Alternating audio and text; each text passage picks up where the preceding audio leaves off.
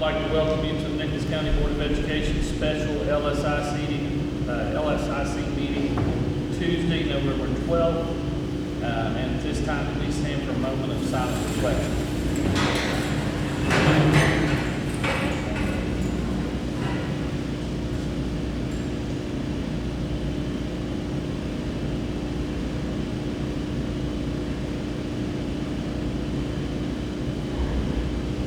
Thank you. So we have 4 students from Golly River that's going to lead us in the pledge today.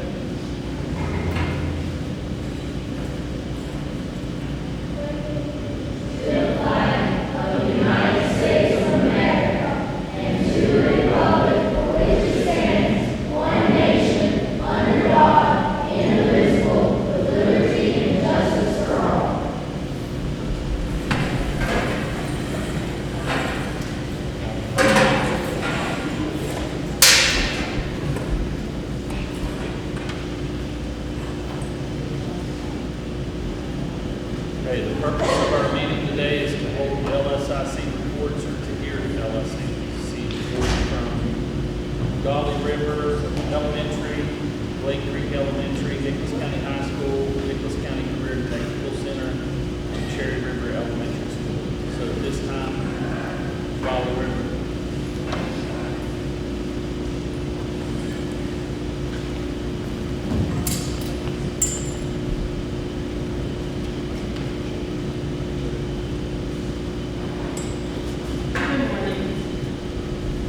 Before I begin, I just want to say that I will be talking about several things in academic-wise instruction, and then we have several other employees that will talk about our IXL incentives, our attendance, and our summer school and after school.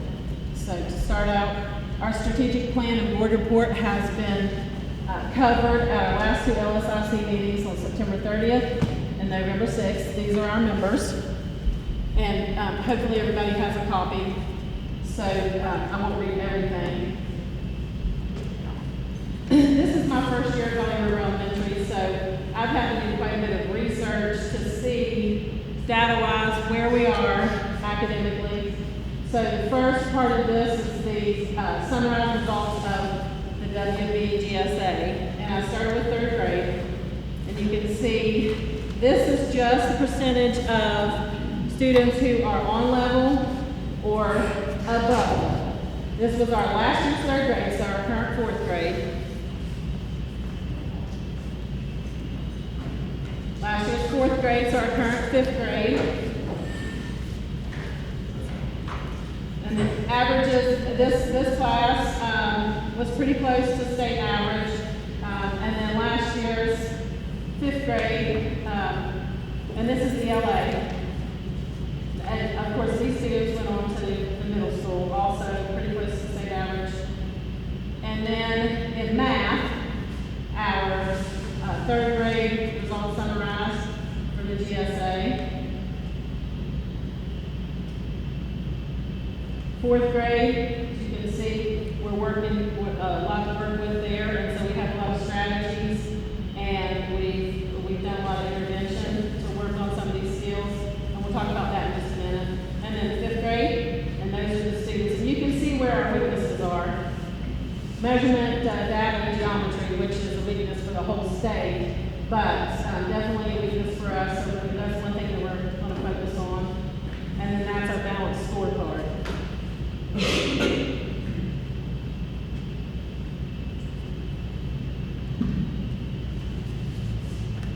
So with that said, we need to move the needle a bit for Golly River Elementary. So we've been working really hard since the beginning of school, and all the data that I have to give you is from August.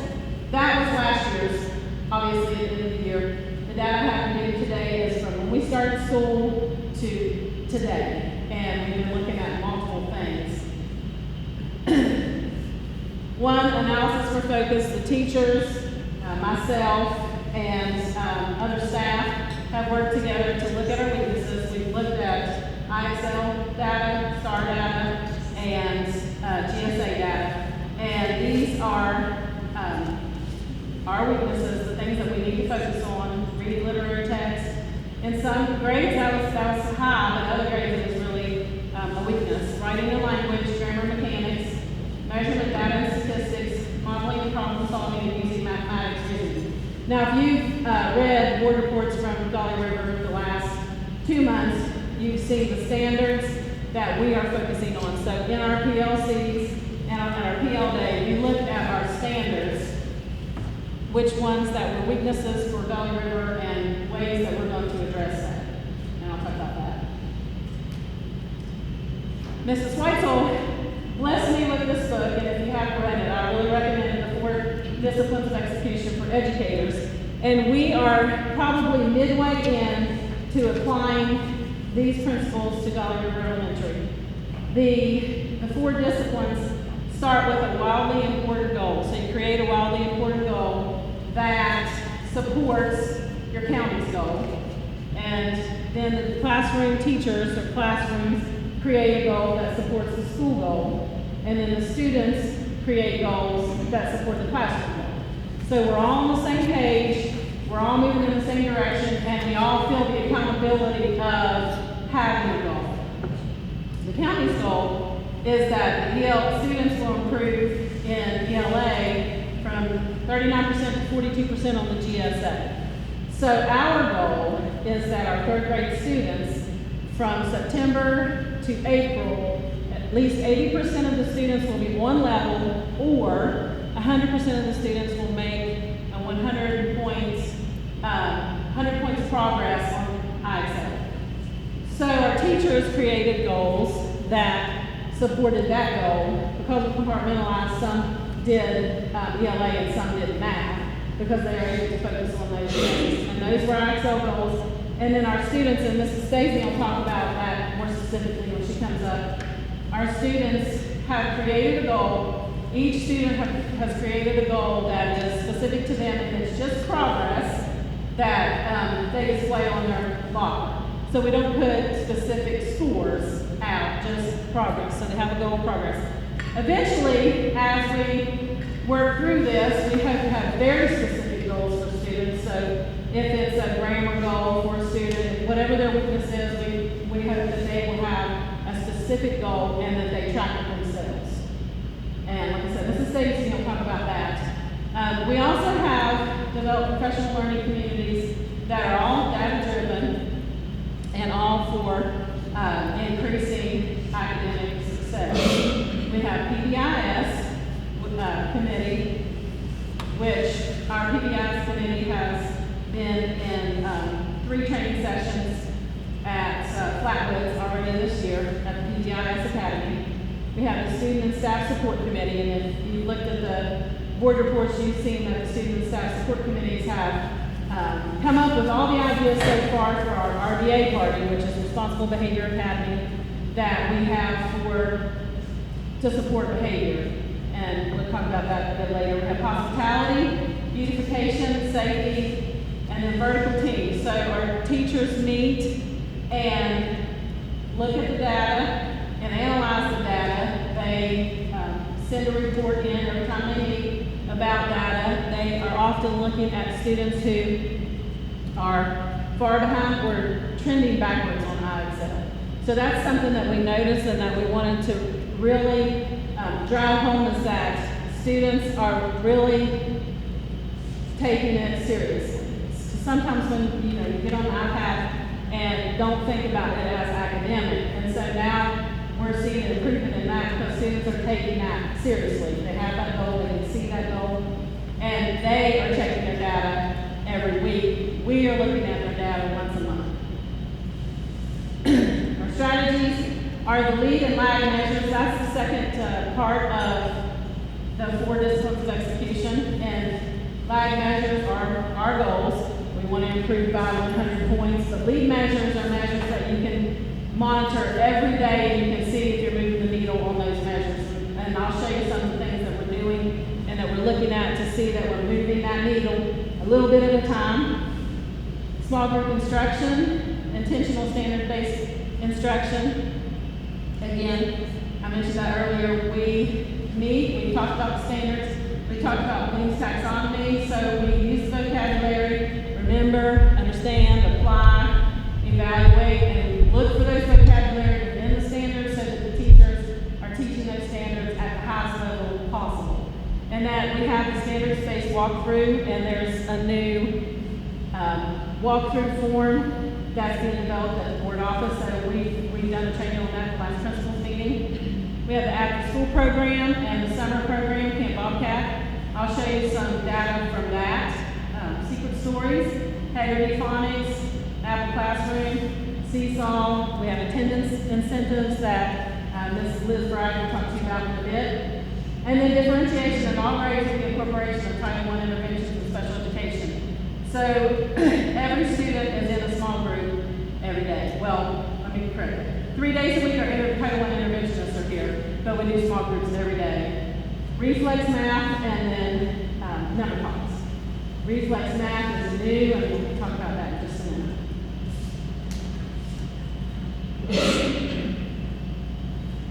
Our teachers have had a lot of professional development.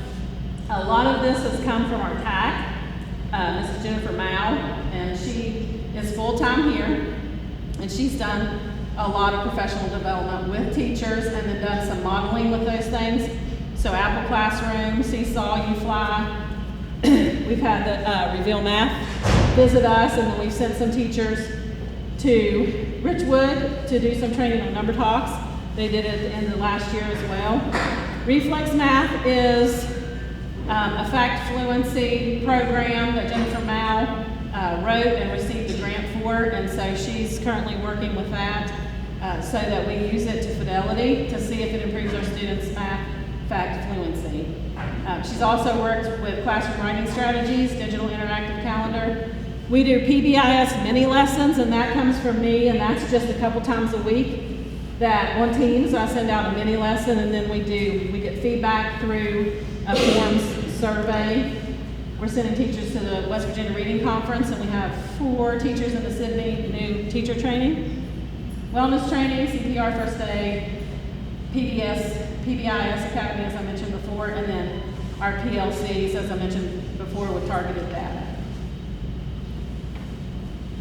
In our small group instruction, another strategy that we have to try to move the needle is we've created a master schedule to allow for ELA and math small group instruction for everybody. The differentiation in small groups are flexible, so they're monitoring and using the screeners, and we'll talk about those in a minute as well, to determine where the students need to be, what group that they need to be. Multiple levels are addressed, so not only are we doing reteach or remediation, but also on level and acceleration for those students who are above level.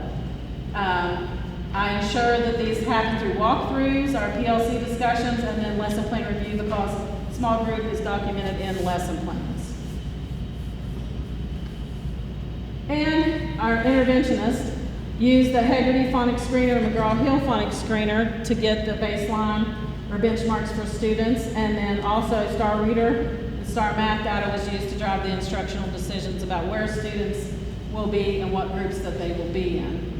These small groups address at-risk learners through classroom differentiation, intervention groups, and resource classes. So Special Ed is also doing small group. IXL, as you all know, is an adaptive program. It diagnostically identifies students and where they're at, and we'll work with them individually. So our teachers use it that way, but they also use it because it's attached to our standards to assign lessons that are on level, on grade level, that are attached to our curriculum. Reflex Math, as we mentioned before. And then it's worth mentioning Mrs. Jennifer Mao again. She provides extensive opportunities for extra skill practice, extension activities, and application of skills when she works with the teachers specifically and then models those things in the classroom. So I put these snapshots here of IXL, and this is what I mean by moving the needle just a little bit, and this is only from our first snapshot, which was finished September 20th to current. So as of the last couple of days, as of Friday, because that's the last time that students were on. So about 6 weeks. And you can start to see that there's some progress. I can't wait till we see a lot of green on there, but you see the red start to disappear. Those are our students who are far below. That's ELA overall, reading, vocabulary, and our writing strategies. You can see that's a weakness. Grammar mechanics, the same. But it is moving. So we have 58% of our students that are above the national average in these IXL norms in ELA. And this is just a graph to show you our growth statistics. And like I said, this is 6 weeks. So if we can continue making this kind of progress, then we should be able to make a decent amount by April. This shows the above level students, then the on level, and that's what we wanted to do. I mean, we wanted to go up here and then go down on the other side. So we had 6 students move from on level to above level. We had 13 move from below level to on level, and then we had no change in below level, but really those came up because we had 10 move from far below to below.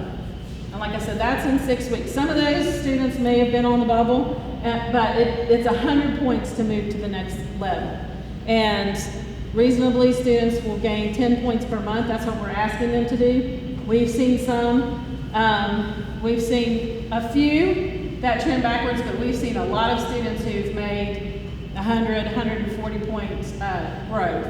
So there's a lot of factors that are in play there, but taking it seriously makes a big difference.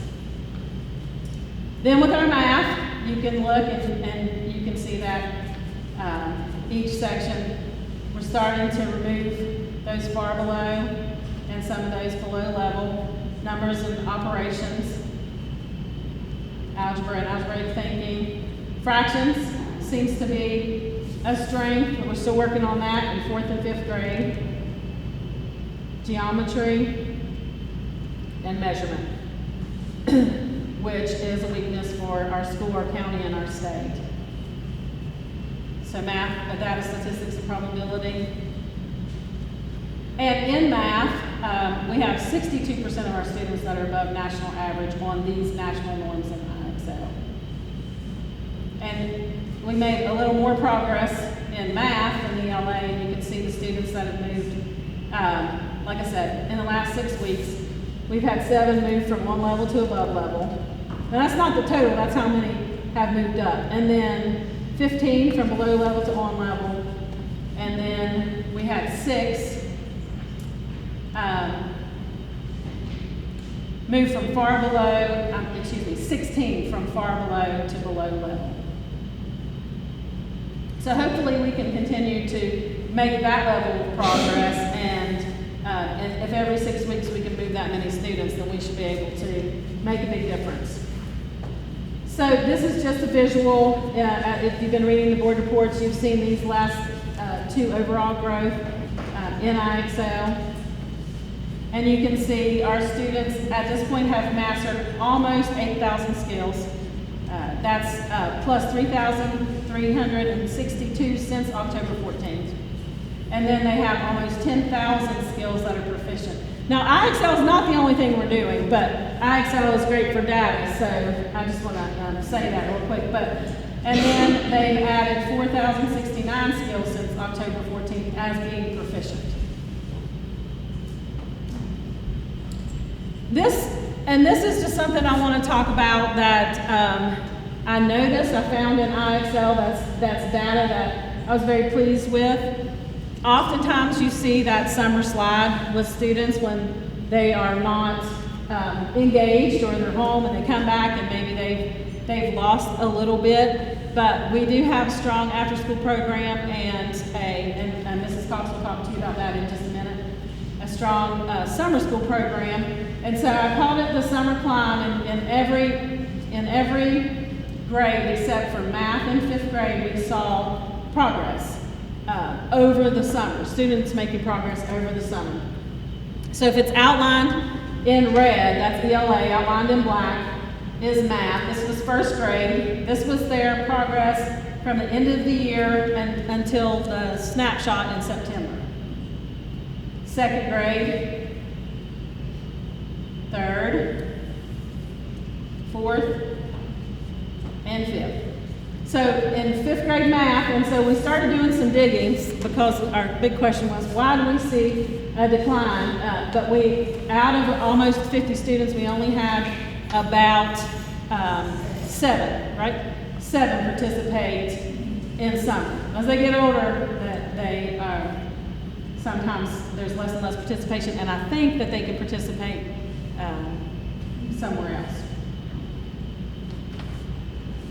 Okay, at this time, Mrs. Stacy is going to share with you about our IXL goals and incentives, and then Ms. Bragg will talk about attendance, and Mrs. Cox will talk about after school, and if there's time, we'll talk about behavior.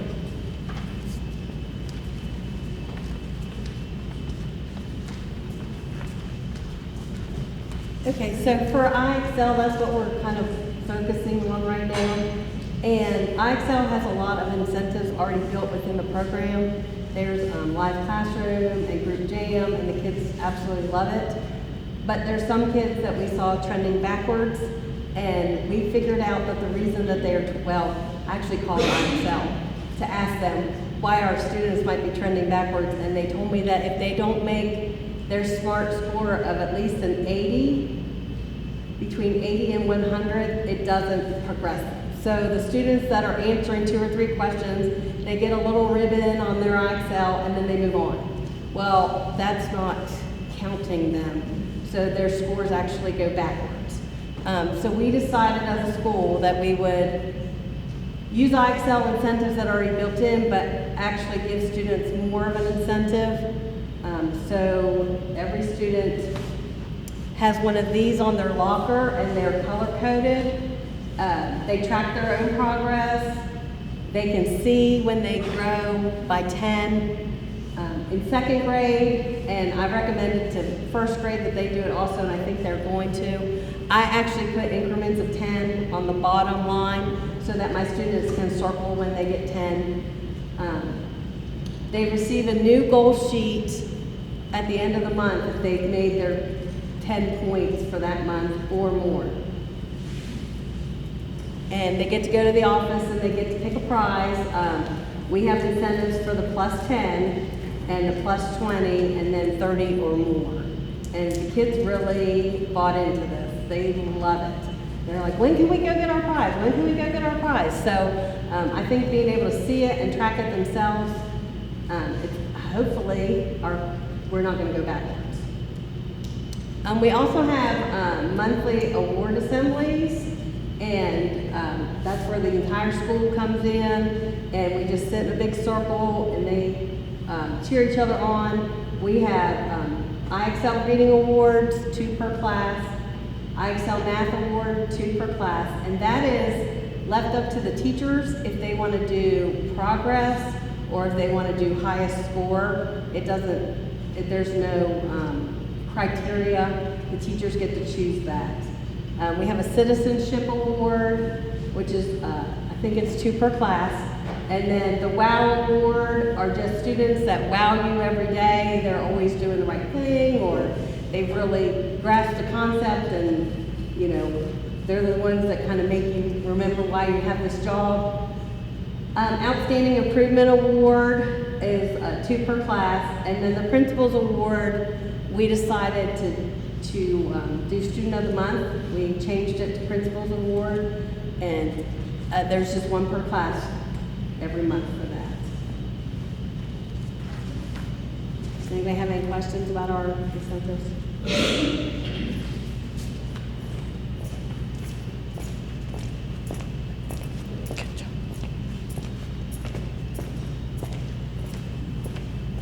Okay, as you all know, we've had a huge focus on improving our attendance. We have our new slogan, Attendance Matters, 9 days or less for school success, and we really tried to integrate it into what we're doing here at Golly River.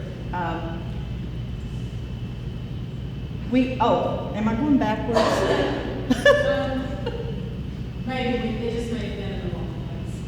Okay. Okay, here I am. So our LSIC committee, at our first committee, we talked about attendance, and we came up with this idea. It kind of expanded an idea that we had already floated out there, rewarding parents for getting the children to school on time every day. And so we made this little flyer, we posted on Facebook, and we also, over the summer, I'd done a grant with Nicholas County Community Foundation, and we did get some of the grant, I'm happy to say. So this will help supplement what all the schools are doing in the county. But what we're doing here is every month we're going to be doing a Facebook Live drawing specifically for parents. And parents were really getting into this. I was seeing comments on Facebook saying, I'll get you next month. And so we're hoping to see a change and improvement. So Seat and Tony was there Friday, and they donated an oil change that's like $76 in cost. Maloney's has donated gift cards. Walmart is going to give us an actual turkey. I thought they were going to give us a coupon to get the turkey, but Friday when I was there, they literally wanted to give me a turkey. I said, oh, I have to come back for that because I don't want to carry a 20-pound turkey around for 2 weeks. So I got to go back and get that. But we're going to do those Facebook Live drawings for parents, and we hope to do those every month and reward families for getting their kids to school on time every day, and for them to schedule appointments on days when there's no school, because that ties in with the calendar we've given them, and that kind of thing. So, this is blank.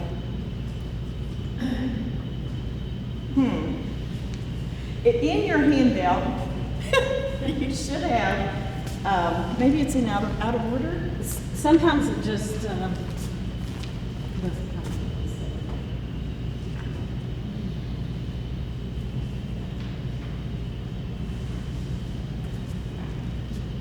you'll see a graph. We looked at attendance for the month of September and compared it to the month of October. And we are seeing a shift.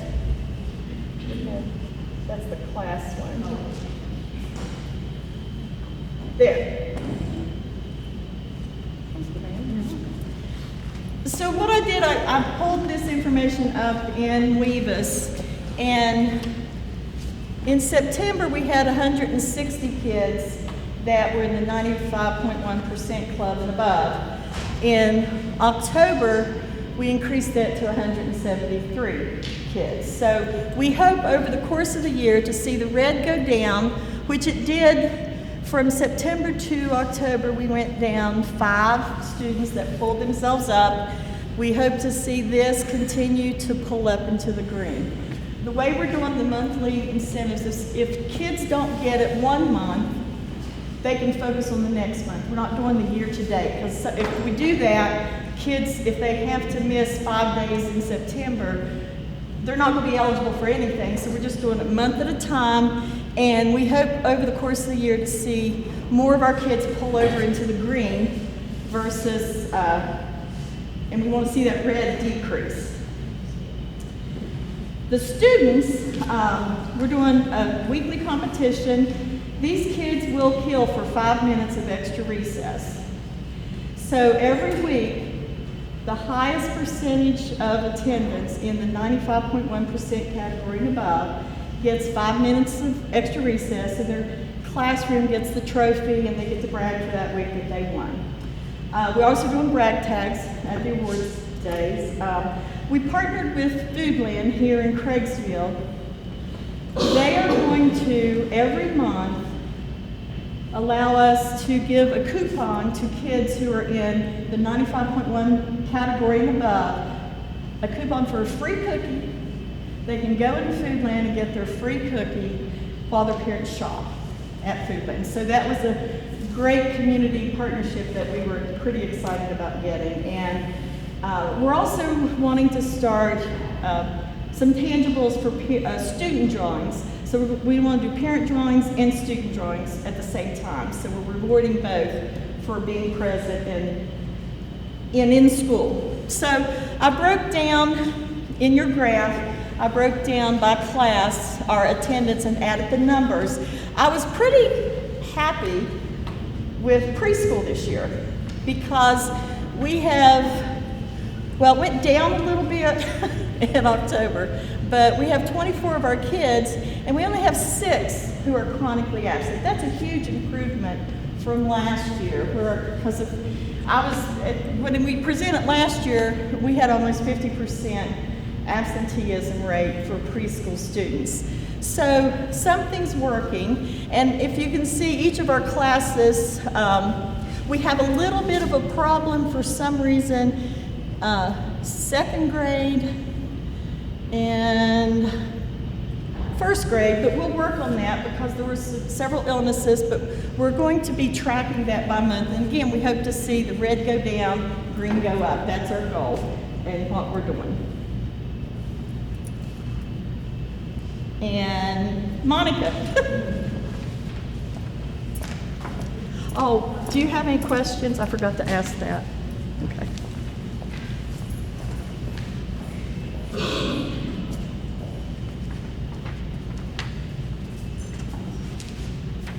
Guys, I'm not going to talk a whole big long time, but I just want to brag on my summer school and after-school program. We have the biggest amount of attendance here as the other 3 programs combined. I have 71 to 87 students a day, and my average is 80. So my tutors are excellent. Miss Goldie, the cook, has to cook for these students every day, 1 person. And I kind of look at us, if you think about the medical profession, you have MDs who focus on the illness, and we have the DOs that focus on the illness and the whole person. Here at Golly River Elementary, we focus on academics, but we also focus on the whole child and the family. We do social, emotional, and behavior all. So we want to make sure that they're actually enjoy coming here. We're meeting their needs as well as their academic needs. Let's see. I think that's about all I have to say. Anyone have any questions about it? It's just a great program. My kids, you can ask any of them. They love to come. I don't need to show you like data or anything, just that we have lots of kids every day that we take care of, and we meet their needs. That's what we're here for. And every person in the school has my personal phone number. If they have a problem or anything they need, they just call me night or day, and we try to get things worked out. But I think that Ms. Buck has put some things in here for us. We had several things that we've had come around for all of our students, not just like for students, but for parents and community. I do have an activity every month, and I have a flyer that I'm going to give you that shows you the things that we do. When we had our grandparents, instead of just having donuts for grandparents and then come in, we actually did an activity. I gave every family dice, and I fixed up a sheet and showed the lower grandparents with the lower grade students, they could roll the dice and add them, and the older grade kids, they could multiply them, so they actually had something that they could take home. And we also had Candyland math and reading, and I actually fixed up cards that went with math problems or sight words for lower and upper, or technical words for our upper grade students, and they had to answer the question or read the word before they could draw and participate in the game Candyland. So they were able to do that. But if you'll notice this right here, that was actually a parent that sent me that picture about a week later and said, thanks, because every night we do the spelling words and the sight words on Candyland. So it's actually working, and that's what we need to do, is involve our parents and students to learn at school and at home. And we're on behavior. Any questions you have for me? Because I love to talk about my kids.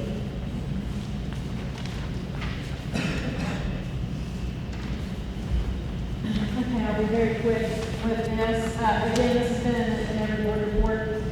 We track our behavior data specifically, and I'll give credit to Mr. Jimmy Marsh for training me how to do this and use the Responsible Behavior Academy with the students.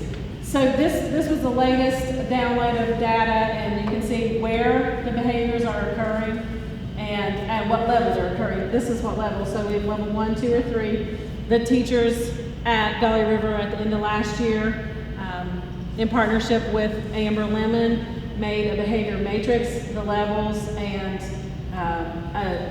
basically a flow chart on how to deal with each specific behavior, and then what happens. And then our data will break it down on what the behaviors are. And this is important. A PBIS analyzes this data every month to look at what our most prevalent behaviors are so that we can address them appropriately. And we do have some consistent behaviors in level 1, which are off task, following directions. And then level 2 is horseplay. So we have 300 students at Valley River Elementary, so we do have a lot of bodies here, and you'll see in just a moment that most of those horseplay incidents happen on the playground. And then level 3 behaviors, and that's physical aggression or fighting. So one of the things that we've done and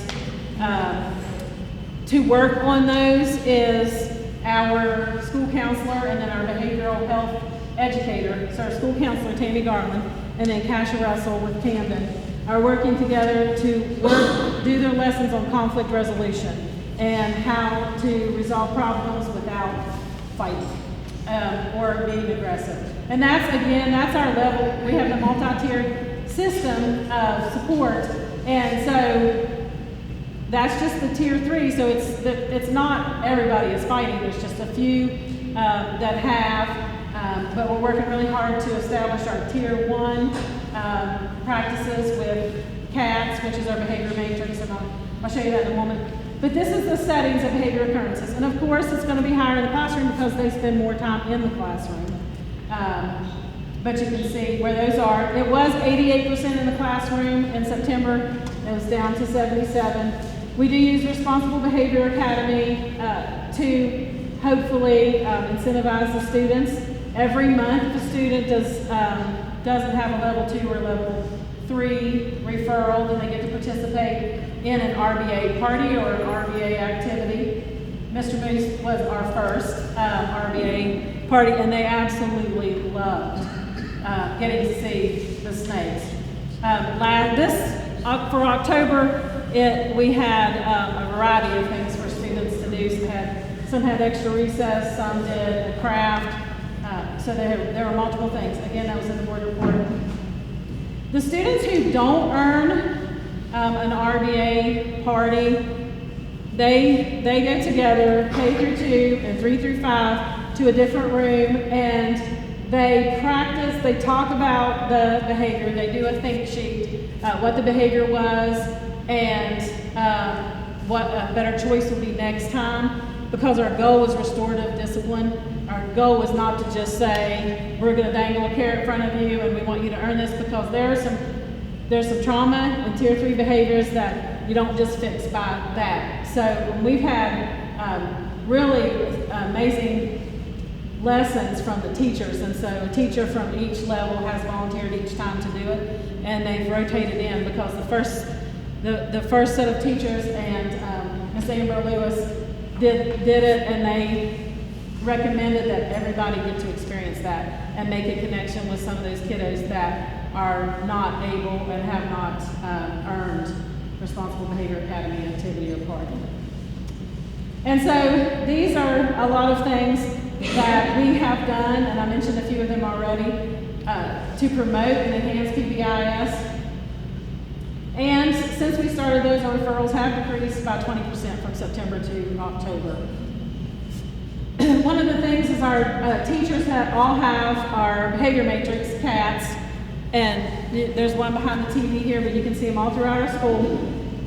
C is for character, A, attitude, T, time on task, and S, safety. We talk about it over and over and over in every environment that we go into. We remind the students about CATS. Mr. Mullins and his students create the video, what's appropriate, cats, how do you act with character in the lunchroom, how do you have appropriate time or task in the classroom, on the bus, etc. And this is just a visual in the classroom, so if a teacher catches a student exhibiting good character, they put a sticker. At the end of the month, they take this home. This is just as much for the teachers and educators as it is for the students, because sometimes you have those students who are always phenomenal and they fly under the radar, and you can look back and see, hey, this kid is good every single day, and I don't see any stickers on character. So that's for all of us. Also, we've implemented the second step social emotional learning curriculum, and April Clendenin, our school psychologist, has trained the teachers on that, and our counselor, Mrs. Tammy Garland, is working with lessons with the teachers to do those lessons. And then last but not least, she has a kindness initiative for the students to follow, and the teachers have kindness certificates to give to the students when they catch them doing these things on here, or just any act of kindness in general. All right. Any questions? Thank you.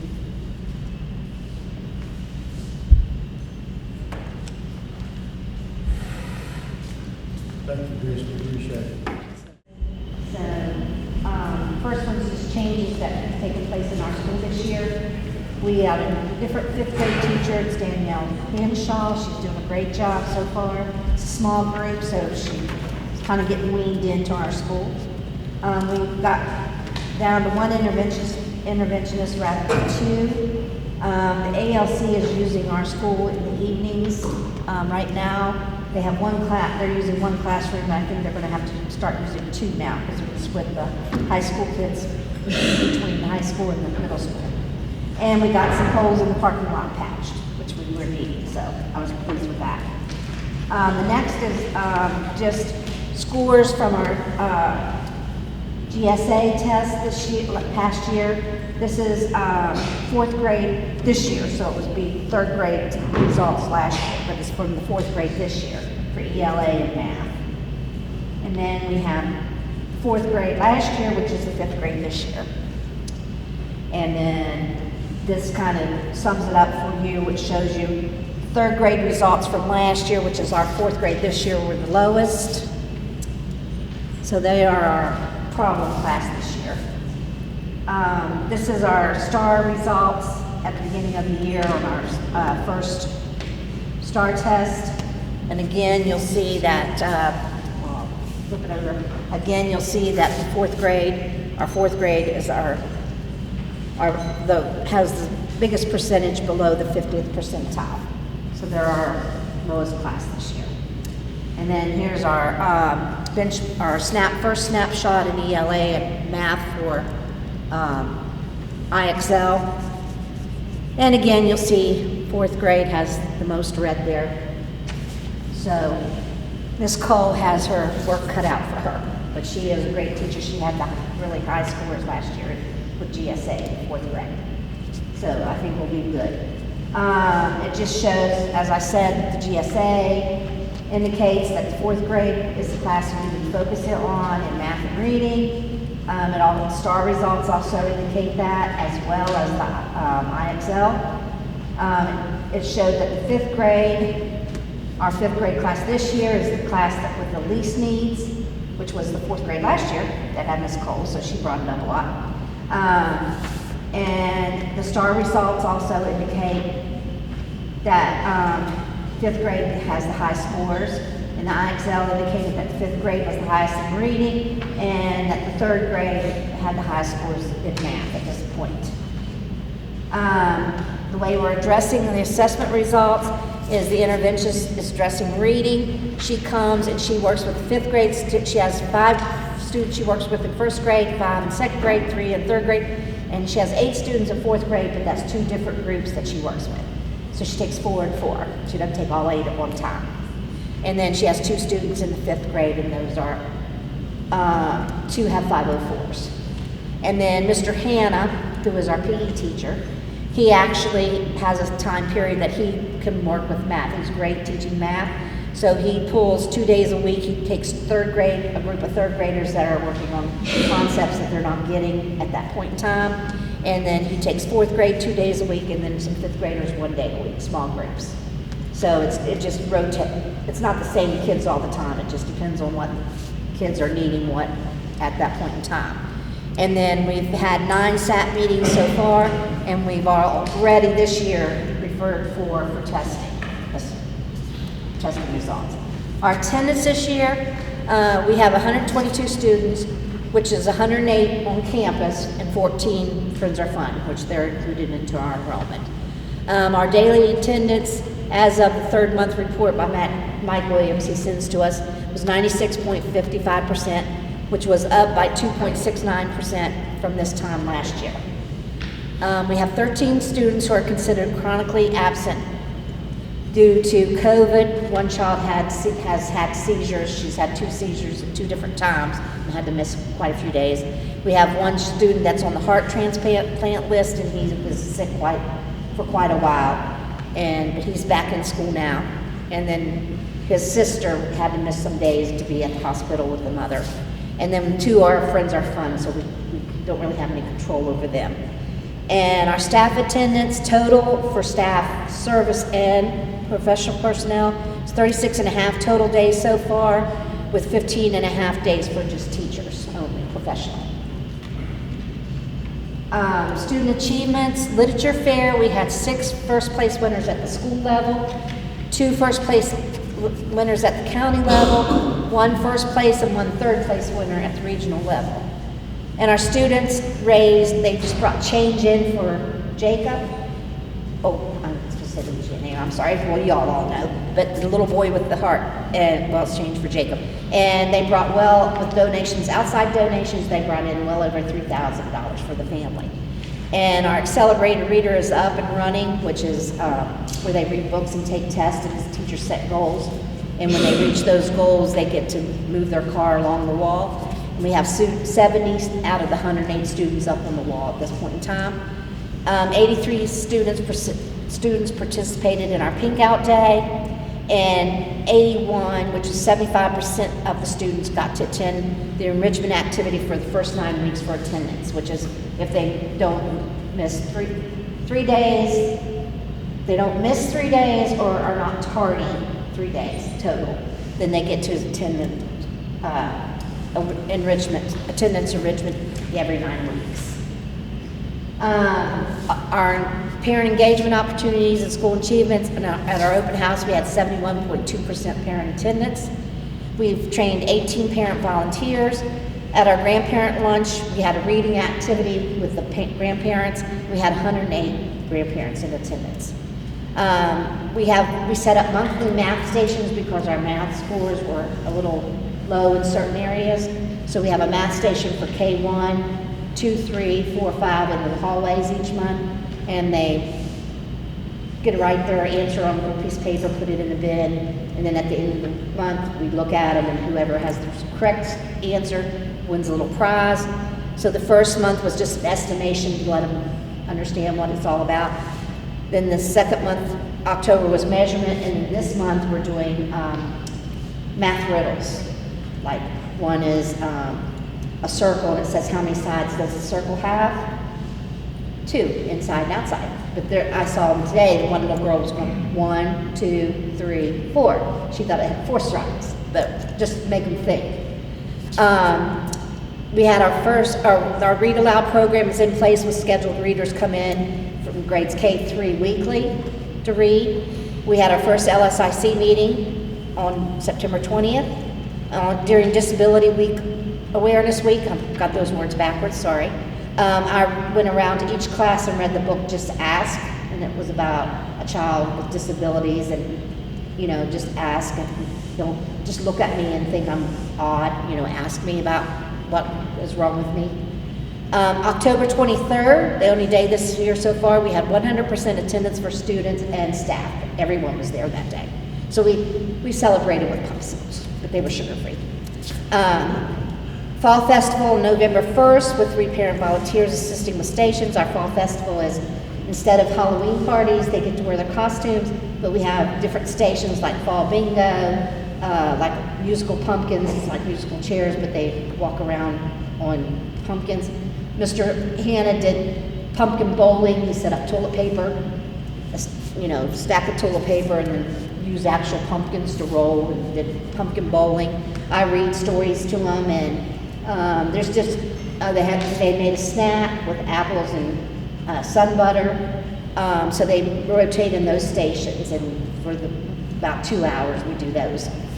And then we have parent-teacher conferences on November 4th, and we had 50% parent attendance on those. And then these are just some pictures. These are our grandparents, some of our grandparents reading. This was our little winner at the, I don't know who he is, but I know. But he placed first at the county, third at the regional, and then those two little girls placed first at the regional as well. And then this is some of our pink out day, and then we had, as everyone did, the Mountaineer came, and then that's the little thing they made, the snack thing they made, and then I'm reading to them, and then they had Mrs. Maloney did a craft with them, and then there's the bowling that they did. And that's it, unless you have any questions. Do your monthly math stations concentrate on perceived weaknesses in math, or is it just general? Yes, that's why we did the measurement. Geometry. Critical thinking. Yeah. I'm just really impressed with the number of parents you have coming to your open house and their parent-teacher conferences. I know in elementary school we get better attendance at those than in middle school and high schools, but that's still really impressive to see those numbers like they are. Yeah, I was overwhelmed with 180 grandparents. That's great. That was like, oh, okay, we're moving out. The only question I have for you is the deal with the ALC. Have you had any issues with them using that part of your building, the ALC? We had a little problem with the restroom, but I think that's taken care of. Okay, thank you. Okay, there's, Thank you. Thanks very much. pull it out. I mean, I don't care if I lose it. It's County High School.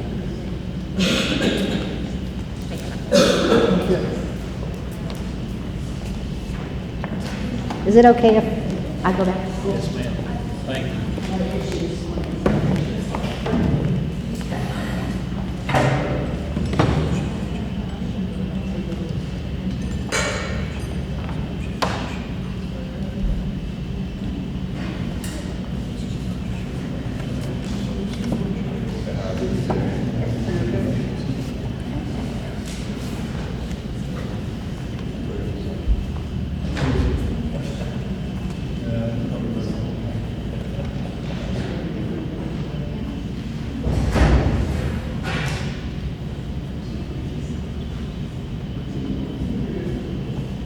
Good morning. Mine will be a little bit shorter. You get my board reports. This is things that aren't in the board reports, and then I've asked some of our LPM students to come as well, so I thought you might enjoy talking to them. So this is our LSIC members, and we've had one meeting so far this year. Our current enrollment is 702. I think we have 4 new kids slated to start this morning with us. So our performance data this year, if you look at it, the school's mean score was 897, which was just slightly below the state at 900. Our English reading writing score was 469, which was 1 point above state average. And our math score, 428, which was slightly below the state at 432. So we're close, but of course, everyone, including the whole state, can always do better. This is just a graph. I like to compare apples to apples. I know the state looks at 11th grade every year, but that's not the same kids. And educators, you know that different classes are different bunches of kids. So I like to look at their PSAT scores from when they were sophomores to their junior SAT scores. So this is a little bit better graph of that. As you can see, this is this year's seniors. So when they were sophomores, their English reading writing score was 430. This year on their SAT, last spring, was 455. Their math score when they were sophomores was 409. When they took the SAT, it was 430. And overall mean score, they went from 839 to 886. So that group of kids are showing growth. So we'll do the same thing with our current juniors this year. We'll compare the SAT, their PSAT they took as sophomores, then we'll compare it with this coming spring SAT score. We are using the PSAT, and we included our 9th grade this year, so by the time they get to be their spring junior year, we'll have some really good data on them for 3 years. We're using IXL, and with that, I'll get to that here in a minute. We've changed that just a little bit. Math has Lsic this year. Math and English still have common planning. We have co-lab classes for those that need extra help. Then we have some smaller math and English classes for those students that need additional support. We did away with flex this year, but we're finding that we need that. So we're going to reinstate it twice weekly at the beginning of second semester. We did it last week. We're doing it one more time in November and once in December, and then start at 2 days a week once second semester starts. It's good for additional support. It's good for kids if they miss school and they need to make up something, that they have time to do it with some support from their teachers. So we didn't feel that the IXL benchmark test for us at the high school was totally relevant to where they were. So our English chair and math chair sat down with our TAC, Jennifer Davis, and gave her what they wanted to see with state standards and aligning with PSAT and SAT. So they sat down with her to create new benchmarks. So we did those last week for the first time, and we're going to do them again in January after the semester, March for the mid-second semester, and May for the end. So we feel like that this is more relevant to what we need and where we want them to be for growth and alignment with the SAT test. What we need at school, of course, the sewer issues are going to be resolved. We would like to see a safer front entrance with a man trap. Auditorium seating, they were there last week to measure and look at that. I'm a little bit worried about that gym and auxiliary wall. It keeps separating. And then our gymnasium seating, it's a little bit iffy sometimes. If you hold your mouth just right, plug it in just right, they work fine. But if you get somebody that doesn't know what they're doing, they can get them in a jam. And I think that has been looked at as well. Our graduation cohort was down this year.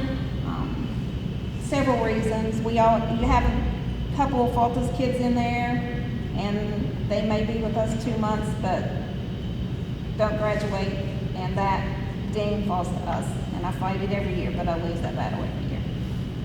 We've had a few true dropouts, which I think is the tail end of the COVID. They were some COVID kids, and then we had some transient kids. So as you can see, that was down this year. Hopefully next year we'll be back up again. And I say this every morning to them. The two things in life that they are in total control over are their attitude and their effort. And if they have good attitude and a good effort, they're going to be successful with us.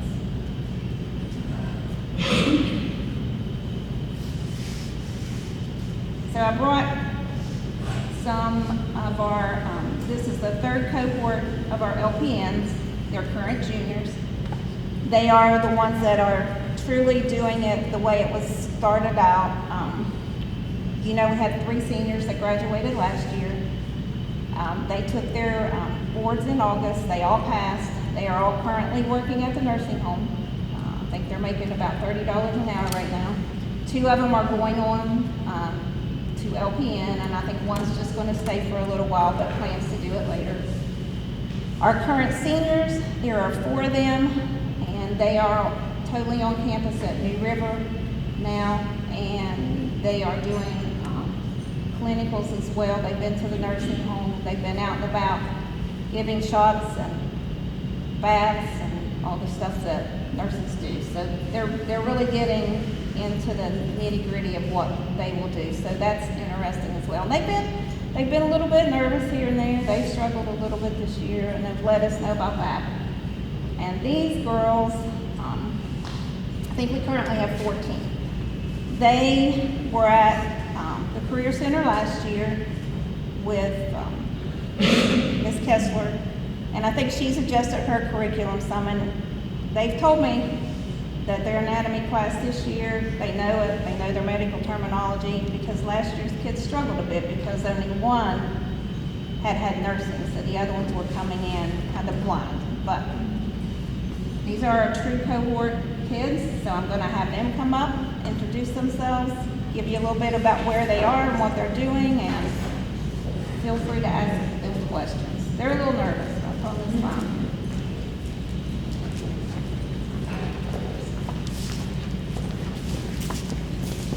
So my name is Chloe, and I am a current junior at Nicholas County High School, and I am in the LPN program taking dual credit classes. A little bit about our program is we still do have some classes at the high school. We have a English class, which is counted as partial dual credit. And then next semester we would take civics, which is part of our dual credit, and then the rest of our classes are online. My name is Maya Scott, and I'm a current junior in an LPN program through New River. It was definitely a big shift from taking high school classes to now taking part of college classes. We definitely have due dates that we have to set and goals that we have to set for ourselves. We have a bunch of assignments due, but these assignments and our teachers are willing to help. Our proctors are very helpful in helping us study. We have definitely learned new study techniques on how to study for all of these exams, as well as getting books for the TEAS test that we'll take in May and April. My name is Amara Stevenson. I am a junior at Nicholas County High School, and I'm also in the LPN program. This program, it's been a struggle sometimes, but it's a good program. The proctors and our teachers are very good with helping us do the assignments, and it is a very good program. I love it. My name is Ava Johnson. I'm also in the LPN program, and I feel like it's very helpful if you do want to be in the medical field. And I feel like you do have a lot of support and help with you, but you do really have to study and pay attention to your due dates and just get help from when you need it. I'm Sydney, and I'm also in the LPN program. I think like a lot of what Maya said, like our proctors, they help us a lot, and it is a good program. Like it's really helped me because I've learned a lot, and I think just because like if you want to go into medicine, it's the best route to take because it's like all paid for, and you already get an LPN degree when you're out of high school, so that's really good. And yeah. This definitely opens a lot of opportunities because I know that some of us want to further our education in the medical field. I know that I want to attend PA school, and with an LPN degree, I can work throughout college, and it'll definitely help me apply for PA school. And one of the main things I feel like has really helped us is being at VOTEC with Ms. Kessler. We learned quite a bit, and I feel like it was a great opportunity for the kids who do want to succeed in nursing and continue on. I feel like it was kind of like a trial run. So if you liked it, then you continue, but it also gave those students a way of figuring out if they wanted to continue or if they didn't want to. Yeah, you really have to like focus and you have to study because if you don't, and you're not going to do good. It's a change from high school. Yeah. You have due dates, you have to study, you have to work for what you want. And they give you study tips to help you study better. I feel like having the opportunity in high school to be able to take these college classes gets you ahead for what your life will be like, along with the studying and the constant due dates and assignments and all of the things like that. I feel like it gets you ready and prepared for the real world. We're definitely covering a lot of material. Within the past 13 weeks, we have covered 13 different body systems, especially in medical terminology, as well as it following our anatomy and physiology class. Our medical terminology will end this semester. It was only a semester class, and we'll move on to anatomy and physiology too, where we'll learn more about the concepts of it. I feel like they've really gotten a taste of college with 5 college classes and 5 different teachers and all the different due dates. They're getting their feet wet, but they've got the support of teachers at the school. So there's 14 of them? 14. And so do you girls, y'all get together with other people and study it? I feel like we definitely do have like our partners and our groups. It definitely helps. I feel like whenever we do separate to study and whatnot, we all do cover things. Yeah. I know there's like last year where we were all, like it's the same class as it was last year, other than the Richwood students. We've definitely all created a bond. Like we're all really close, and having every class together kind of helps that relationship. But I do know I have some friends in our class that like, you know, I'll go to their house, we'll study, we'll take time to go over the materials and go through them. And I think that it helps a lot having your same class as last year and just being close, then it helps you talk more. I feel like everybody helps everybody understand. We If all one of us are- isn't getting something, we do take hints. I wouldn't say that we never share answers, but we drop hints to help. Because we all gotta learn it. Any young men in this program? There's one. Yes. There's definitely not a lot of men in the nursing field, I can say that. I was going to say, I want to thank you all. Having been on board and sat through expulsion hearings, it's been pretty depressing stuff. It's very refreshing to see the caliber of some of the students that want to learn and do this program. So, thank you. And we're honored to be here. Thank you. Is there any more questions? Good job. Thank you guys, appreciate it a lot.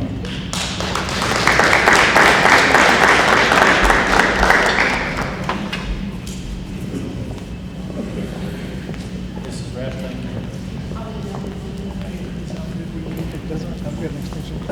Nicholas County Career Technical Center.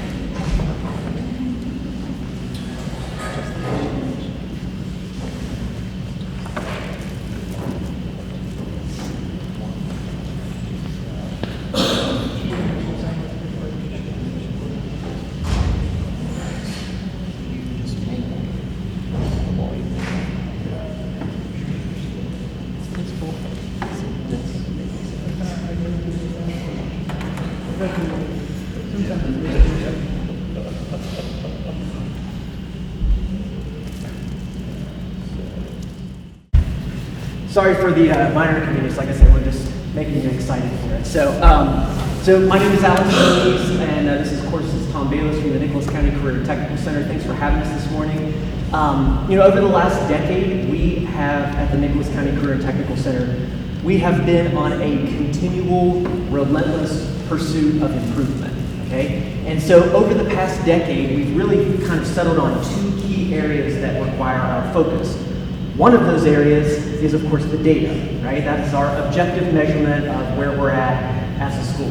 However, for those of us that have been in the education system for a while, you know that sometimes you can have data that looks fantastic, but sometimes that doesn't always translate to a positive student experience. And so we also try to make an effort to make sure that our school culture, everything about what we do is an inviting place where students are excited to go and learn. And so we're going to talk to you a little bit about those today. Mr. Bayless is going to start with the data because that's a little bit more straightforward and easier to pinpoint. So Mr. Bayless, do you want to kind of talk a little bit about our pseudo report cards? Yeah, sure. If you guys can rewind to last October, you know, in October 23, we got our first indicator report from the state. And this is a new way of accountability that we use for CTE. And it goes through 6 accountability indicators. If you guys can remember, we scored a 91 out of 100 last October's report. The state said we had to have a minimum of 75 points from all 60 categories to meet standards. So last year in October, we scored a 91. Last month, we got this year's indicator report out. I think you guys have seen it, but I'm going to get a copy of it anyway. And we did improve. We scored a 99 out of 100 on this year's accountability report. Well, we did lose a point. We tried.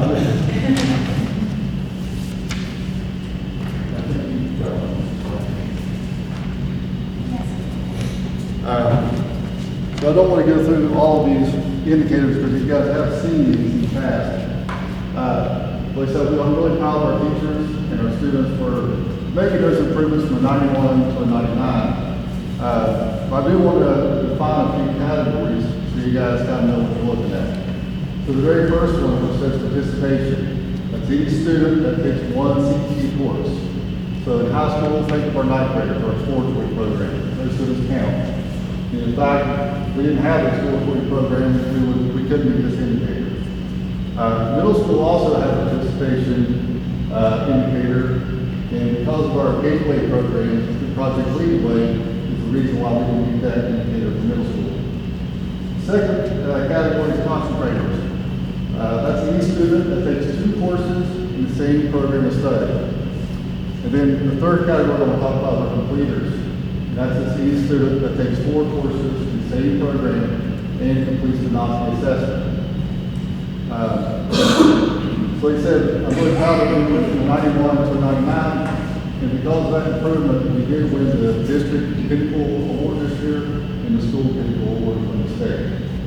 So now, guys, will talk to us about some different measures of success. Yes. So we are really excited about that. You know, as we always talk about, data doesn't tell the whole story, but that is certainly a game that we are playing, and if that's the game we're playing, we want to win. And so we were really excited that we received those pinnacle awards. That's a very difficult thing to do, and we received not 1, but 2 of them based on last year's data. So we are kind of that, not trying to brag, but we're kind of that bright, shining star in the state. That's one, you know, a lot of people look to the Nicholas County Career Technical Center when they're looking for, you know, positive CTE stories. We have plenty to tell. So speaking of that, you know, Mr. Bayless kind of alluded to some of the different things that we're doing that help propel those numbers forward, which is important. But just as importantly, what we've realized is that we have to capture the hearts and minds of students. If we aren't getting them excited about being there, then those numbers don't turn out as great as they are. So it's kind of a win-win. But how do you do that, right? Because now we're talking school culture, school culture. Those things are difficult to put your finger on just because they don't just exist in pure data. And so one of the things that has been hugely helpful has been our freshman exploratory program. If you've been around for a while, you've heard us talk about it. What's really exciting is that as we have presented on this on our 9th grade exploratory program to the state and also nationally, we have, I would say probably 2/3 of the state has copied our 9th grade freshman model and is doing something similar in their district. And so what's so exciting about that, as you all know, that freshman year is pivotal to your later success in high school. And so what we're doing is we're giving students an opportunity to get excited about career and technical education, and then when they come to us as a sophomore, junior, and senior, they kind of know what they want to take, right? This is not a shot in the dark. They've had a chance to test that. And so what we were going to show you today, which we will pique your interest because what's cool is this actually goes live today. Maybe this will help now, Alex. Maybe it's working. If not, well, so what we were going to share with you today is an awesome success story that doesn't appear anywhere in your data, but it's something exciting about. Let me check some volume here and see if we're good. For the fight. One last try, and if this doesn't work, that's okay. We'll be fine. Rapid communicate. Yeah, there we Mark. Okay, great. So I wanted to share this with you real quickly. Thank you so much for helping us out. So what this is a group that came to us a couple years ago as freshmen, fell in love with career and technical education. They found their spot, right? So they came to us as freshmen and got excited. And they came as sophomore students, they came back as juniors, and then they came back for that pivotal third year as seniors. They spent their entire high school career at the Career and Technical Center. And one of the things that we were able to do, of course we don't have time to go through all of them, but one of the things that we really push is our career and technical student organizations. So there's opportunities for students to go above and beyond. And there's none bigger than Skills USA. If you're not familiar with it, it's basically our Super Bowl. This is the big deal, right? So we had a fantastic showing at state and had that group that had been at the Career Center win the states and move on to nationals. This was such an important story because this was the third year that they had given a run at it, that the Skills USA organization itself found out about our students and made a little mini documentary about the whole process. So this got national attention. They said, we want to follow those students and see what happens. And so this is that anecdotal story that I can't say it out loud. It doesn't show up in data, but I think you can witness it here, and I think that's why it's worthwhile. So check this out.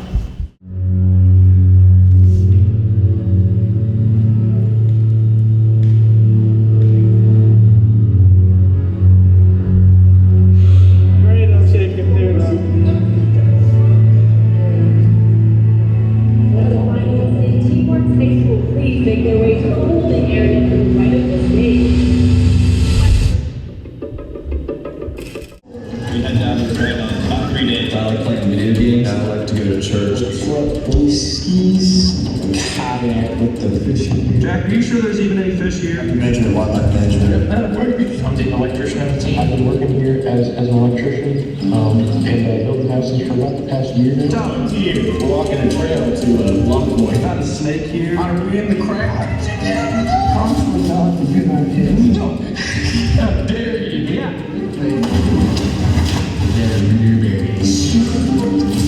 Toto hired me and Jack to help build this port. How'd you feel if I shook your ladder a little bit? Right after this, we gotta go to the school and practice. This is probably going to be the last practice before we go to Atlanta. What are we doing, Jack? Sorry, Mixing up my orders. That's all for me. We just finished our last day of practice before nationals. You think we're ready? Hope so. You don't sound very sure.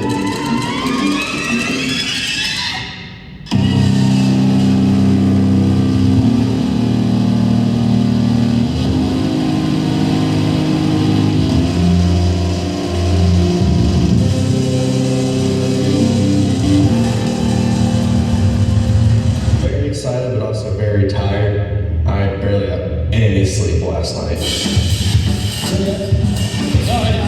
Not to be cliche, but clearly, this is my jam. You got the sound of sawed, the sound of nail guns, the smell of sawdust in the air. This is my home away from home. Teams from around the country are competing in their respective skilled trades here at Skills USA National Competition in Atlanta, Georgia. Think of it as the CIF Championships, but with saws and hammers instead of footballs and track shoes. I wish I knew about this, or even if it existed when I was younger. These guys are competing in a category called teamwork. It's got construction of small houses being built in 48 hours. Oh my, it's over the top competitive. My stress level's through the roof.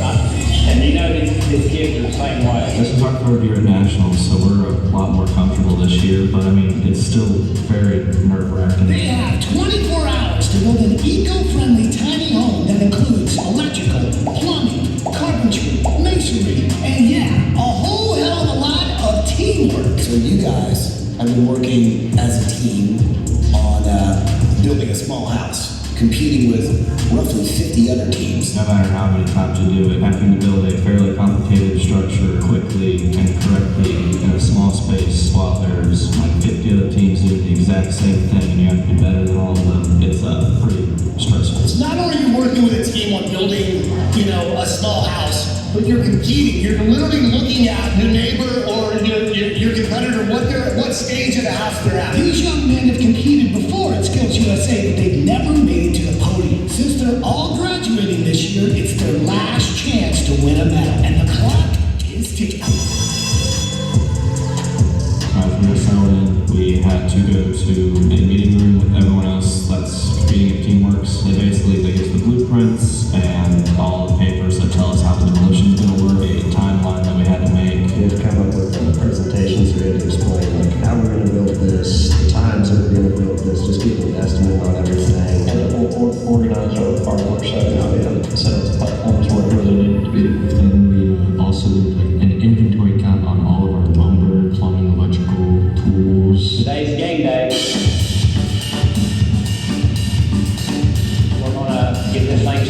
get rolling on this project. So when you guys start working as a team, how do you get the project in the beginning? Do you all tackle framing, or do you all go to your individual project? Usually we will do anything with the floor and we'll get him working on masonry as soon as we possibly can. Who brings the math guy? He marks out everything. We're super excited to see how it goes this year. And then Jack cuts it all, and then me, Tyler, put it on the end. You got enough measurements. Got about every single measurement in the entire building.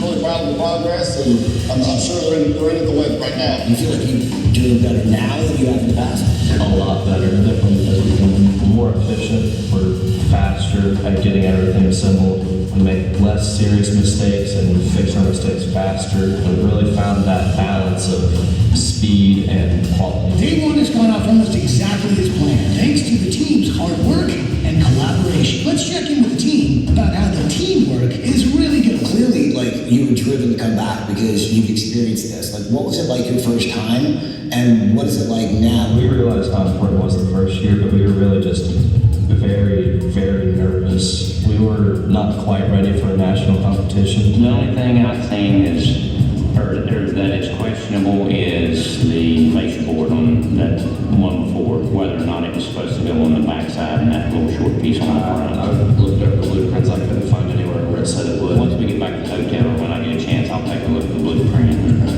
doesn't really matter, we can't fix it now anyway, but the two pieces you put on the superb. It's really good for training to see what you can do under pressure, not have a lot of time, having a tight budget, but also knowing that, like, let's just say, like, you've got to get this done because you've got someone moving in and sort of deadline, and they've switched gears and, like, this is your moving day, this is when they're coming in, you've got to be done. I thought the brick was really, really good, but then you shrunk with the roll off, and I gotta take some blame for that. Did you see where I had to tie that one to the wall? That's on that blueprint, I don't understand that. It just goes back to it was something new, something you hadn't done before. It was definitely a huge challenge, but it also really taught us how these work and allowed us to be able to do so good this year. I think we're solidly in the top 10.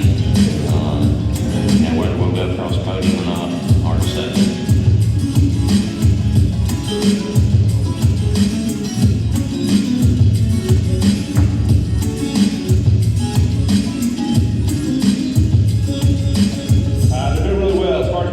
Looks like they're, as good as anyone out here right now. All in all, yesterday was really, really a good day. They got off to a really good start. Super proud of them. I feel like the hardest part of another building is making sure it doesn't fall apart, and also making sure your batch doesn't break. Make sure you don't get crushed. They have worked really hard, and obviously they're hoping to win or make it on the podium. Tyler, how do you feel about your masonry? Could have been better, but it looks pretty good. I figured out what this is for. Oh, that's pretty good. It's a pencil holder, dog. Now I look like I know what I'm doing. No, you don't. What about you, electrical? You feel like when you open that panel, everything's going to be right? I'm pretty sure, yeah. The hardest part that we've never done is definitely the way the roof is. These are two different lengths. The walls have two different heights. Each section has a different amount of overhang, and they all have a fascia cut, which we didn't realize we had some of them already up, so we had to take all of them down, recut them, and put them back up. I think we definitely have a real shot at getting the podium. Where you guys at? Andy Higgins is their last competition, and they're doing well. Sometimes the blueprint's a little vague. That adds some more challenge to really get us to work together and try and figure it all out. You guys have been here 2 other times. What are you hoping to walk away with this time? Podium finish, at least. Yeah. First place would be really nice. Some kind of precious metal around your neck. Big cash. And yeah. I didn't realize that was also an option. They have been here 3 years in a row now, and they have done that because of their team and their coaches. Mr. Odell has brought them here every year. Is there a lot of pressure being the captain? Yeah. How much more money do you have? All of it. I left about a 3-finger gap there. It's not hard, it just takes time. I have to think of what everyone's doing at the same time. Yes, and now his shingle joint's over here in the corner instead of right there above the window. I gotta run a hot line to the shower, whatever this is. I gotta run If somebody's done with something, they come to me and I tell them what to do next. And then I gotta run a cold line to here, and then to the toilet. I check almost everything we do. How can you tell if that couple was or the ceiling and stuff? Which also means when we make a mistake. If I hide it, but I'm the whole 9 inches off, how many big inches? I don't know, measure twice, cut once. Right. It's a lot of pressure on me. You're gonna be a lot closer to the end when you finish. I mean, it's not always entirely my fault, but it's still, that's a lot of pressure and a lot of work. You'll have about a 4 to 6 inch overhang on it, which is. So then, once you finish, you can just help Jack. That's Jack's gonna need help. I've been trim them up there. So you're going to zip blast now? Yeah. It's gonna be the hardest thing to do. Stairs are the easiest thing with playing. I've got the hardest one. I got the hardest part of the way too. That PVC's tough. It's tough. I can see that team's just not as far as we are. Tyler, you think you're gonna finish? It's gonna look terrible. I got to tell them we need propane too. The best we I are. put it on the list, they just didn't get it to us. Yeah, I got the handrail as well. Yeah, the handrail's small. If we aren't, I will just put part of the handrail up, and maybe even Frankenstein if I have to. It all comes down to what team works the best together to complete all those tasks and be on deadline in 48 hours. This is your 3rd time here. You guys hoping to win big, I'm guessing.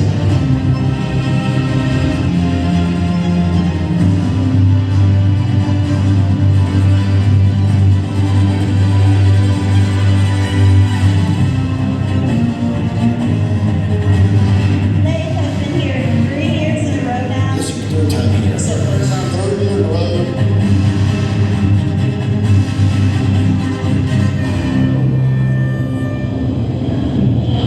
Well, I really hope we can go across that stage. That'd be really cool. Now that the clock has run out, everyone on the floor has to stop the build, no matter where they are in the building process. The judges will have to evaluate the work, and the winners will be revealed live on the final day in front of the entire State Farm Arena, where the top 3 teams will be awarded a medal for their performance. What was the most challenging part, you think? trying to figure out what to do with the sheeting on the back after we didn't have enough pieces. Every time you took the board loose, Mr. Odell about how hard it got. Well, it needs to be perfect. So who turned you on to let you know that I think you should focus on this? Mr. Odell, he explained what skills was and all that, and for me at least, I thought, oh, that's pretty cool. I might as well try it and see what it's all like. And then our first practice, it was my first time hammering a nail, and I couldn't do it. None of us could. But after we did it for a while and competed, it just kind of like stuck in my head, like, hey, this is fun.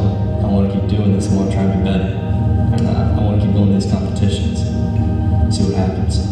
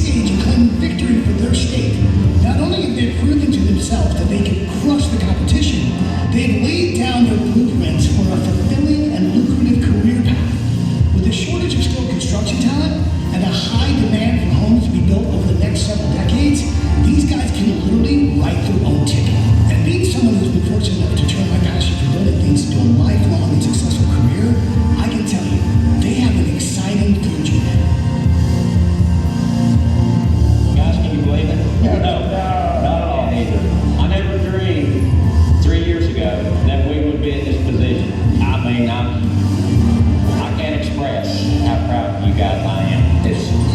It's been an awesome ride. You know, when you left, I gotta admit, I lost a tear or two. But this is great. And then, you know, just getting on the stage, I think that was our goal. Yeah. And to get silver on top of that. I did not expect silver. The team that got first was the one we were worrying about, and they said they thought we had them beat already bad. Yeah, that had been a couple of points, but I don't care. Awesome job, guys. I'd like to say, can't say it enough. Proud of you guys. You're like my sons. You really are. It's been a phenomenal ride.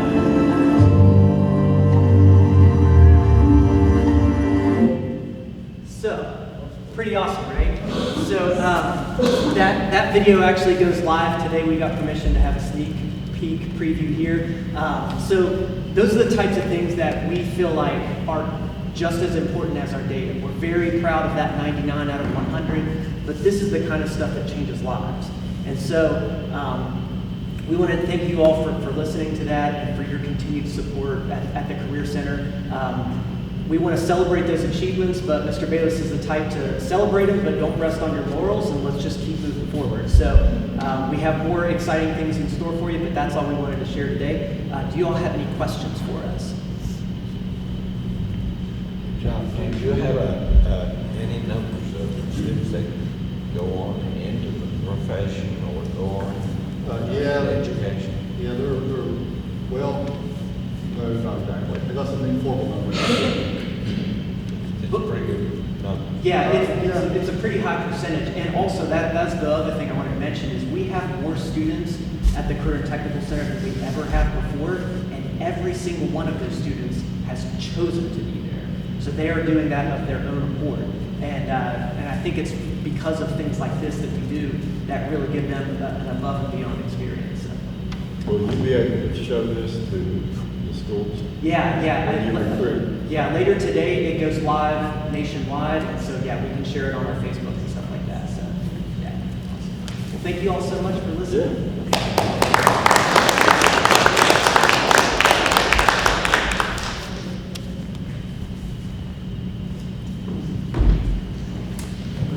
Next we have Cherry River.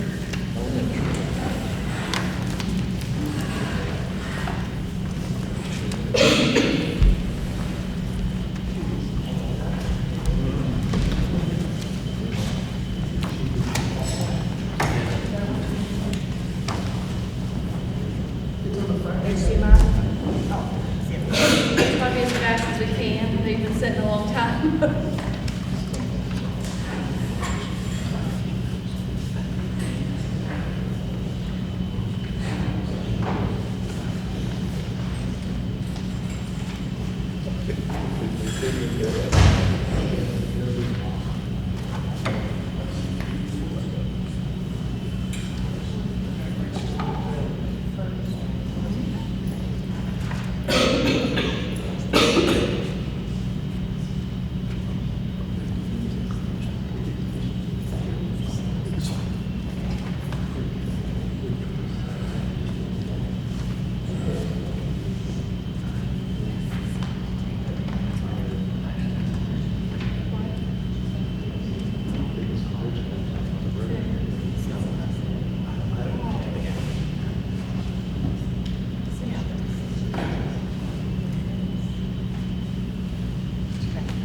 Ready?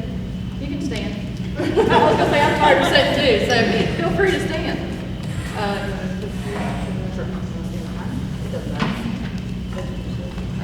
Okay, good. Yeah, I don't do that. I got you. Okay, so our members, our chair is Leslie, and then I'm on here as our professional member as well as Holly Beckwith. She's our Title I / Save the Children / after school person. And then our service members, Jennifer Jones is an aide in 2nd grade, Haley Scott is our parent coordinator. These are some parent members that are on it, and then our community members, Sharon Glasscock, Judy Davis, and Carol Marsh. So those are our members. To start the year off, I know everyone knows we had a loss of our school. We still have our memory board at Panther Creek, so we were able to take that there. She was just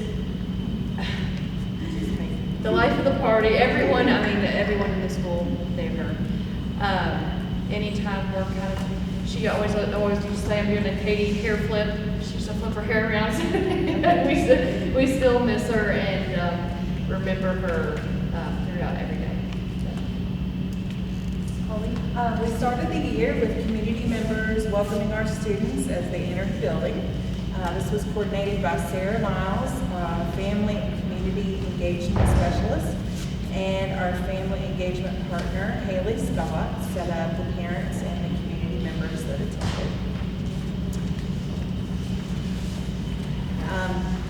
Mr. Caulfield, our 5th grade teacher, encourages growth on the IXL by having the students track where they are in ELA and math.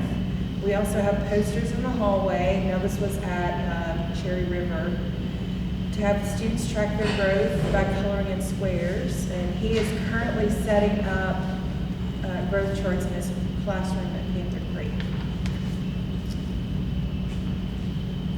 The students have the opportunity to visit a famous author. This was coordinated with the federal programs. The students were given insight on his writing process and got to preview a book that wasn't published yet. There was also a professional development after school for the teachers. I actually went to that. It was really great. It was about using Read Aloud to enhance vocabulary and comprehension, and we were even given a free Read Aloud kit. Because Book Nook, Save Your Children, reaches K through 5, they actually gave us a set for each grade, which was really nice. They're storing it at the Board of Education for us until we have a more permanent situation, which was really nice. Thank you. Is the microphone on? Do you have a microphone? It's hard to hear. I'm sorry, is this better? Well, there's an echo and then there's a fan. Is this better? Oh, yeah.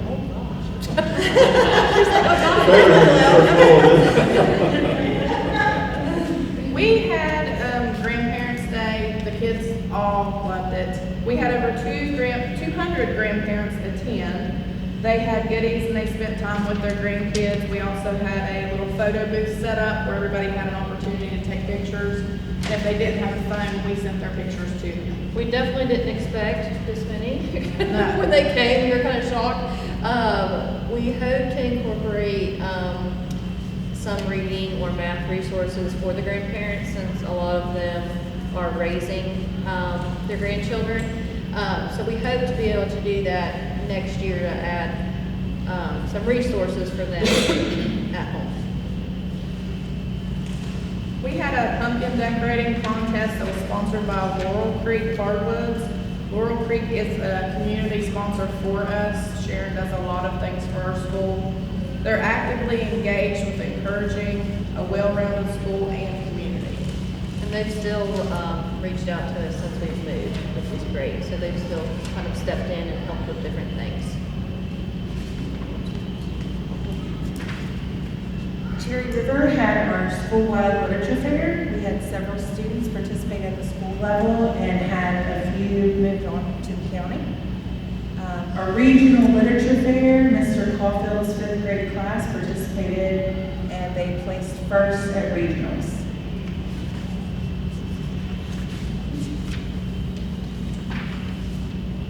Cherry River had a chance to go to the Clay to Go. It was sponsored by a federal program. The students had the opportunity to go to the Armory and visit with the STEM activities that were set up for them to explore.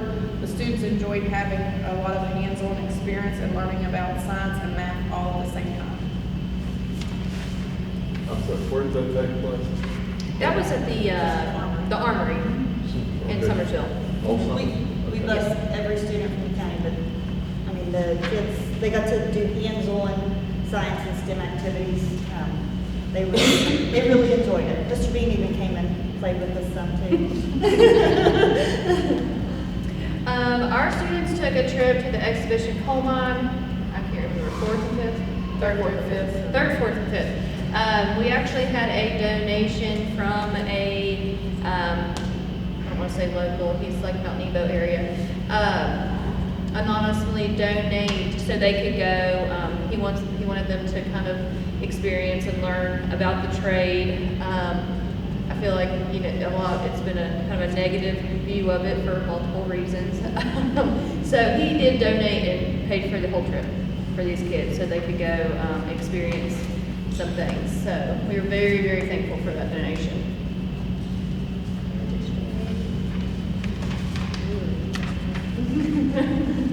The students attended several exhibits that taught them about West Virginia history and heritage of our community. They enjoyed all of the activities from holding snakes to sawing logs. And I know my son's in 5th grade and he actually brought a log home with him to show everyone. Or a piece of a log, I should say. I was going to say. So our child students, we recognize the Student of the Month. Each month, CHALK stands for Can Do, Helpful, Fun Task, and Play. Students have to fulfill all of these to be selected for the month. We display these in the hallway for the month. We did that at Cherry River, but now these are displayed in the cafeteria beside Panther Creek students. Okay. So every month I recognize students who have 95% or above attendance. Every week I had this hanging up at Cherry River. I have not found a place to hang this yet, but I hope I can. Because students really enjoyed it, going by and seeing which class was first, second, third, and they had a little trophy they passed around. But every month they get, what do I call them? Brag tags, and it says attendance, it has like these little emoji faces, and they collect them on this little keychain on their backpack. So they're really excited about this little keychain. So 95% or above is what we're recognizing for that. We just did get that report from Mike Williams, and I was shocked. Last year, our attendance at this time was 90.3%. This year, at this time, it's 94.6%. So it has increased a lot, and like when I talk to parents, I think being like, well, that's excused, but they're still going to be chronically absent. So I think getting them to understand that it's just an absence, regardless if it's excused or not, has made a huge difference. It's kind of changing the way they're thinking about missing school. So those are our students that were 100% for, that would have been September. That was September's. We took October's. We're still doing that at Panther Creek, so we were able to continue that. This was Lights On After School. This was sponsored by the West Virginia Statewide After School Network. And this was to celebrate after school, and it's held annually in October. This was our family engagement activity. We were one of 17 schools that were awarded a mini grant in the amount of $400 to pay for the supplies. And this was just a fun night for our after-school kids, just to break up, the regular old nights, and to let the community know that after-school is needed in our school system.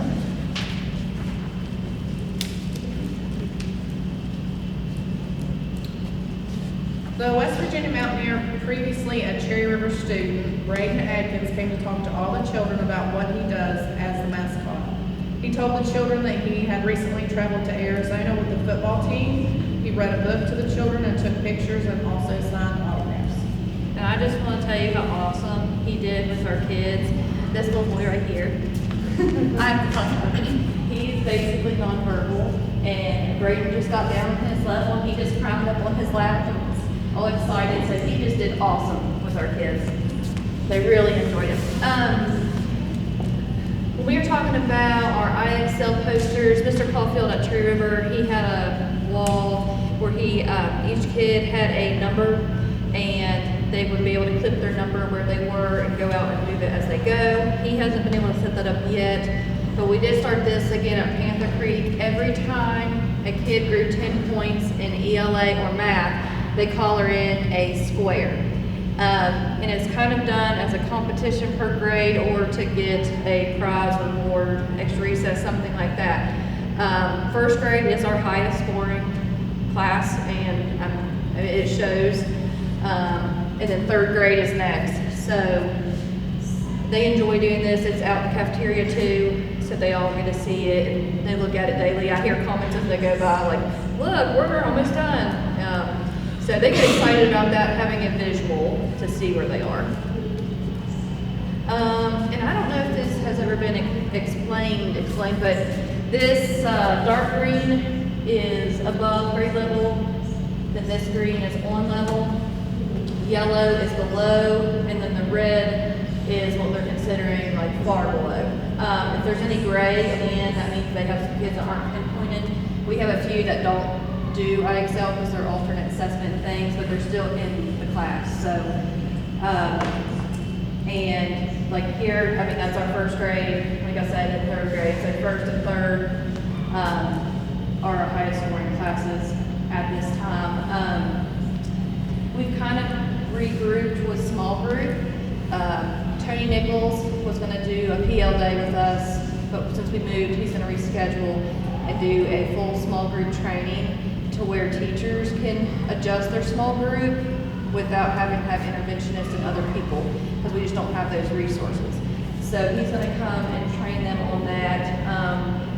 Leslie's gone in classrooms. We've sent some teachers to different places to observe. Susan Barrett is our math coach, and she is wonderful. She also goes and helps in small groups. So she's there 3 days a week to help with that. And our growth, it may be small growth, but we've had growth every month, so. Yeah, like first grade here has grown 26 points. And grade 2 has grown 6. So they're all growing, so we're not seeing any backslide. And I was kind of surprised we didn't see a lot with them being out for that week. Yeah, this was pulled after. Yeah, it was pulled after the move. So even though they were out for a week and, had their packets, they still showed growth. So we were very happy about that. The only thing that wasn't on. What's the date of that data? We pulled it last week. Last week? Last Wednesday. Last week? Wednesday or Thursday, pulled it. So, the only thing not on here that we've done is we had our Family Literacy Night trunk or treat. They had a book walk they went through, and students were given goodies, backpacks, different reading materials. Our Birth of 3 person was there signing family members up that we hadn't seen before, so that was good to get in touch with some of those little ones. Susan had a math manipulative station set up, and we had over 100 kids come through. So we never had that at the Red Gym. You guys have any questions for us? Your attendance data, 96.4? No. Currently for the year we're 94.1. Just transpose a couple numbers. That's okay. Was that, has that changed since you have moved to Panthers? So the week, I pulled the week we moved back, and it was at like 90. The week we initially moved in Panther Creek. And I think some of that was we had a lot of bus issues. We went from, 20 or more kids get dropped off to 2. So our buses, there was a lot of bus changes in the morning. Some kids got missed, some stops were new stops. So that first week that happened, plus the move. Some people had lots of questions and came in and talked before they sent their kids the next week. So that first week back was not the greatest, but it's improved. So I think they were at like 93 point something last week. So. No more problems with transportation? Gosh, I hope not. I was like, I'm gonna go get my CDL second route bus. But no, I don't think so. I don't know. So, but any other questions? How are things going? It's, cramped and a little, it's different from what they're used to. So, timing and scheduling we have found is very important. Because if you're 5 minutes earlier, late to your bathroom break. There's like 60 kids, so, it's been an adjustment, but I mean, I think things are going well. I haven't really seen a whole change in behavior or academics since the move. So, I think it's going well. Well, our hope is that when we move you back, it'll be into your part of the building. How's that looking? We just got the building cleaned out last Friday. We're supposed to turn it over to the contractors actually today. So then they're already on the wing where the old officers to be down there. I mean, they've already, you can see them in there already starting to work. Yeah. So, you know, we're hoping that the subcontractors will get back in that building quicker than they had planned on and get this building finished for us. But, mercy them. They worked yesterday. What is it? They worked yesterday too. Oh, good, good. Like a beehive over there. There's probably 40 cars sitting down there this morning. There's a bunch. Well, I think they worked yesterday. I drove through there with my son. He was like, why are people here? I'm like, we want people here. But, so, Yes. Yeah. All right. Well, thank you all. Good. Thank you.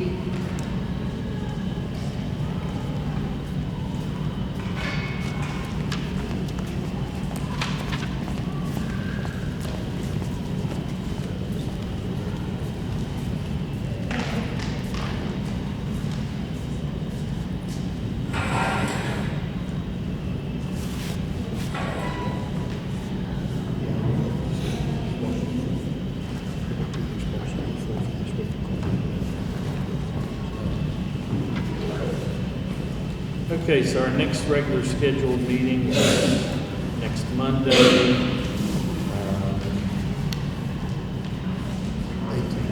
the 18th at 4 o'clock at the board office. And so do we have a motion for adjournment? Make that motion. Mr. Berry makes a motion to adjourn, seconded by Mr. Green. All in favor? Aye.